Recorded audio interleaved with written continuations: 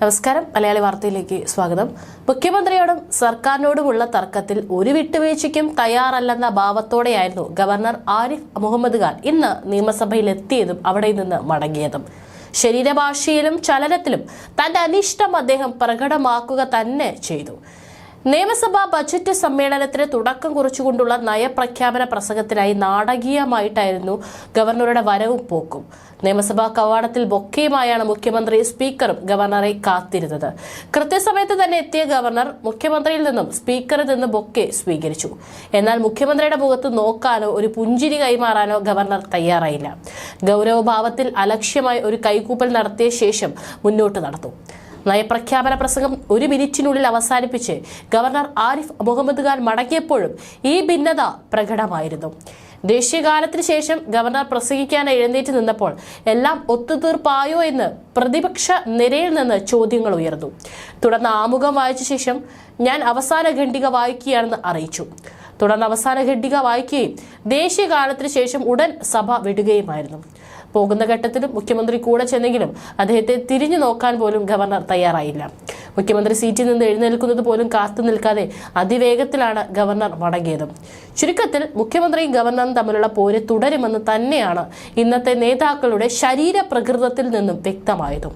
അതേസമയം ലോക്സഭാ തെരഞ്ഞെടുപ്പ് വരെ ഈ ഉടക്ക് തുടരുമെന്നാണ് സൂചന.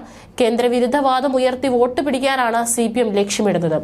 അതുകൊണ്ട് ഇപ്പോഴത്തെ പോര് തുടർന്നു പോകും. ഗൗരവത്തോടെ പ്രതിപക്ഷ ഭാഗത്തേക്ക് നോക്കിയ ഗവർണർ പ്രസംഗം ആരംഭിച്ചു. ആമുഖം വായിച്ച ശേഷം ഞാൻ അവസാന ഖണ്ഡിക വായിക്കുകയാണെന്ന് അറിയിച്ചു. തുടർന്ന് അവസാന ഖണ്ഡിക വായിക്കുകയും ദേശീയഗാനത്തിന് ശേഷം ഉടൻ സഭ വിടുകയുമായിരുന്നു. പോകുന്ന ഘട്ടത്തിലും മുഖ്യമന്ത്രി കൂടെ ചെന്നില്ലെങ്കിലും അദ്ദേഹത്തെ തിരിഞ്ഞു നോക്കാൻ പോലും ഗവർണർ തയ്യാറായില്ല. കേന്ദ്രവിരുദ്ധവാദം ഉയർത്തി വോട്ട് പിടിക്കാനാണ് CPM ലക്ഷ്യമിടുന്നത്. അതുകൊണ്ട് ഇപ്പോഴത്തെ പോര് തുടർന്നു പോകും. ഇത് മുന്നിൽ കണ്ടാണ് എല്ലാ ഒത്തുകളി എന്ന വിമർശനം പ്രതിപക്ഷം ഉന്നയിക്കുന്നതും.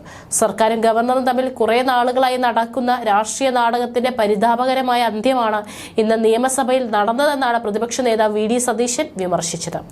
യഥാർത്ഥത്തിൽ സർക്കാർ തയ്യാറാക്കി കൊടുത്ത നയപ്രഖ്യാപന പ്രസംഗത്തിൽ ഒരു കാര്യവുമില്ല. ഗവൺമെന്റിന്റെ സ്ഥിതി മുഴുവൻ പ്രതിഫലിപ്പിക്കുന്ന ഒരു നയപ്രഖ്യാപന പ്രസംഗമാണ് എഴുതി തയ്യാറാക്കി കൊടുത്തത്. അതിൽ കാര്യമായ ഒരു കേന്ദ്ര വിമർശനവുമില്ല. കേന്ദ്രത്തിനെതിരെ ഡൽഹിയിൽ സമരം ചെയ്യാൻ പോയ മുഖ്യമന്ത്രി കേന്ദ്ര ഏജൻസികളെ പേടിച്ച് പ്രക്ഷോഭം സമ്മേളനമാക്കി മാറ്റിയ ദയനീയമായ കാഴ്ചയാണ് കണ്ടത്. കേന്ദ്രത്തിനെതിരെ സമരം ചെയ്യാനുള്ള സർക്കാരിന്റെ ക്ഷണം പ്രതിപക്ഷം നിരസിച്ചിരുന്നു. അതിനെ തുടർന്ന് ഒറ്റയ്ക്ക് സമരം ചെയ്യുമെന്ന് സർക്കാർ അറിയിച്ചു.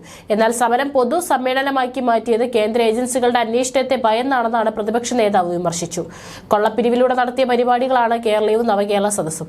വിവരാവകാശ നിയമപ്രകാരം ചോദിച്ചിട്ടും വ്യക്തമായ കണക്ക് പുറത്തുവിട്ടിട്ടില്ല സർക്കാർ. വാചക കസർത്ത് മാത്രം നടത്തി പൊള്ളയായ കാര്യങ്ങൾ മാത്രമാണ് നയപ്രഖ്യാപനത്തിലുള്ളതെന്നും സതീശൻ പറഞ്ഞു.